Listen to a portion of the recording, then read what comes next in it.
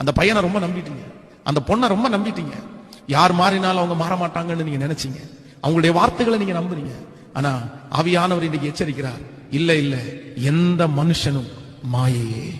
மனுஷன் மாறுவானான்னு கேட்டா கண்டிப்பாக மனிதன் மாறுவான். மனிதன் மாறுவார். மனிதனுடைய பேச்சு மாறுமான்னு கேட்டா கண்டிப்பாக மனுஷனுடைய பேச்சு மாறும்.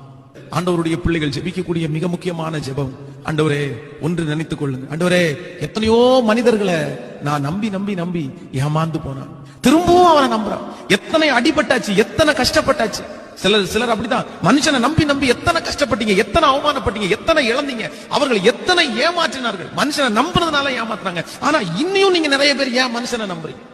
மனுஷனை நம்புறதை விட்டுட்டு கர்த்தரை எப்ப நீங்க நம்ப ஆரம்பிக்கிறீங்களோ அப்பொழுதுதான் அந்த அற்புதம் உங்களுக்கு நடக்கும். ஆண்டவருடைய ஊழிய அனுபவத்துல நான் பார்த்திருக்கிறேன். நான் எப்பெல்லாம் மனுஷனை நம்புறேனோ அப்பெல்லாம் ஆண்டவர் எனக்கு தோல்வியை தான் காமிச்சு கொடுத்திருக்கிறாரு.